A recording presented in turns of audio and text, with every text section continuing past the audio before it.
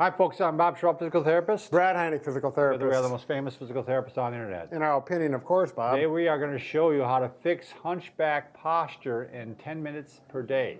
It's a daily exercise routine. Right. We're going to get this out of the way. Big problem, very common nowadays. See it even in young people, young folk. It's earlier and earlier now. All this digital information, holding the phone, computers, promotes this kind of thing. We need to eliminate it. It's not just young people. I mean, we're not trying to pick on you. Everybody's having trouble with this. Gravity is working on everybody. And Brad's hinting, by the way, if you are new to our channel, please take a second to subscribe to us. We provide videos how to stay healthy, fit, pain-free, and we upload every day.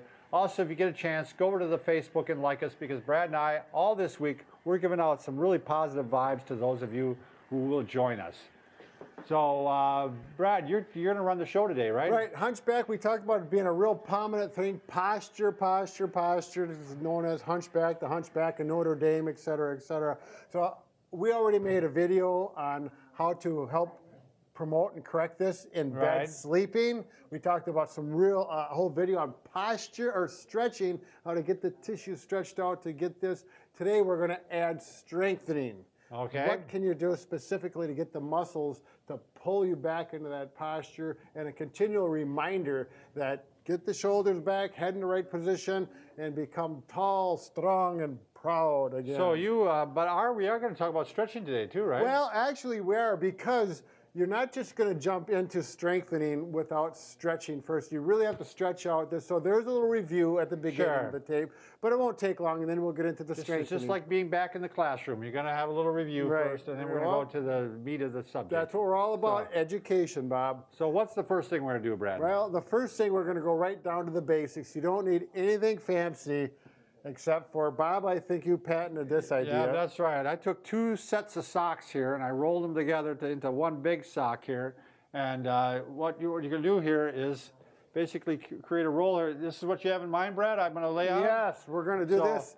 And you're not going to do this on your bed. You're going to have to go onto a hard floor or a carpeted floor. Right, because right now even this is pushing a little bit too far, and I'm feeling it. It actually probably, if you have a really bad hump, it probably would be about right for you. And what's nice about this is the sock, why don't you come around here, Brad? Oh, sure, you're going to show? Yeah, you can put it right on the spine and it doesn't hurt. You know what I mean? If you have a more solid object, like the foam, and you go right on the spine, it hurts. Right. You know what I mean? They make some exercise balls for stretching, and sometimes they're pretty firm. Right. And plus, they cost some money, and they're a little uncomfortable at first, but this is a really fits the ticket well. What's nice about this is you can put it on the spine, and then you can move it down 2 inches, or move it up 2 inches. Sure. You can go to the side too if you find a different spot, and you can bring your arms back like this, and try to put your elbows on the floor, and it gives you a really good stretch. Right. This is really getting things stretched out, not only in the spine, but in the muscles in the front, which is what we really need to focus on, those pec minor, pec major, etc. So what's nice about it, it's kind of a lazy man or lazy woman's way to stretching, because you just put it in place, maybe move it again, and then just keep doing this. So if you're looking down, he's looking like this, kind of like he's being strong. I don't know if you can see this, Brad, or not, but this elbow does not hit the table. I have to stretch that every morning, because this side gets tighter on me. So you may find, like Bob was saying, one arm and or shoulder may be tighter than the other side, and it's very common. We could just mention, don't throw things around, Bob. This is one of the things you can purchase if you really want to get more aggressive, and it is made specifically for this. It does work well. Right, the back pod, it actually was made by an Australian, and he made it for costochondritis. Right, he's a physical therapist. Yeah, but he uses it for this particular situation too. And this one is, especially if you're having some pain, like from costochondritis, it works really well for this. And this one, you tend to want to go off to the side of the spine. Sure, it's a little more. It's a little more aggressive. It's on each side here. It is expensive, but if you start looking at what it's made out of, it's got some really good plastic. I know they could run it over with a car, and it wouldn't break. Well, you could run over your sock with a car and it wouldn't break. That's true. That's a good point. Well, show them how it works, and we got to get on. It's the same thing. You're going to work on different sides of the spine. You're going to move it up and down, or all around, hit the different areas, and it'll start working on that. It's a really good stretch. Okay.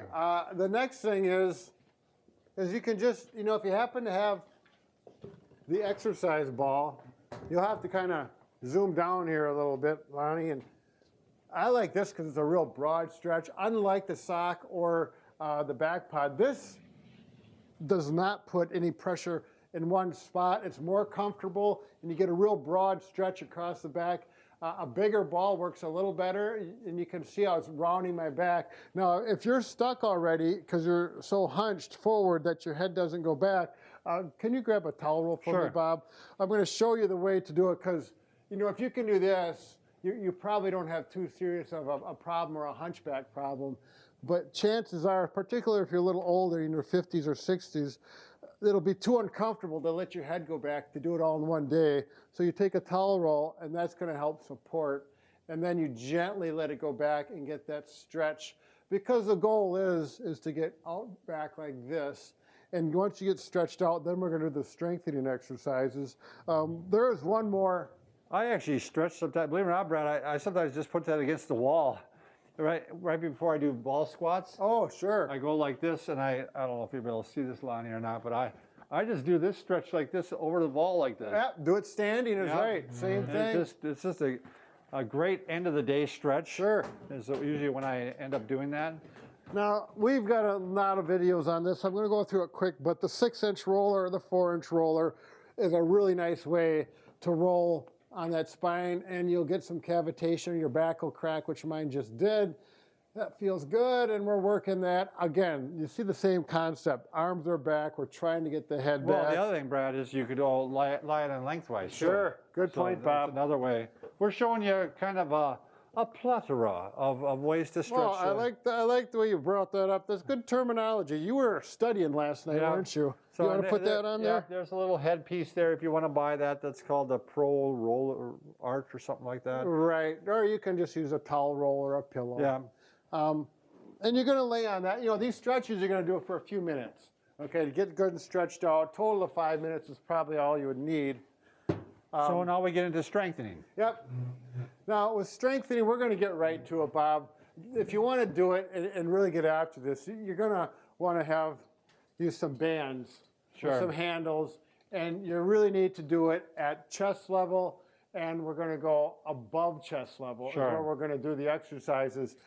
You can, you know, with the bands, they do sell these straps with these cushy things that fit behind a door like this, and you can use that, and hopefully the door doesn't open up.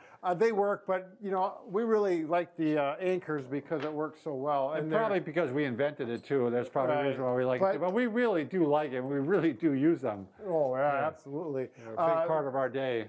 They work well, and they're not expensive at all. So on here, now that we're all stretched out in the front, we need to tighten things up in the back and get those muscles tighter as that draws your shoulders back. And then head posture. When you're doing these exercises, bring your head back, do the chin tucks we've talked about so many times. You can do a few of those before the exercise.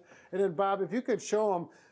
So he's squeezing his shoulder blades together is what he's doing. He's bringing them together.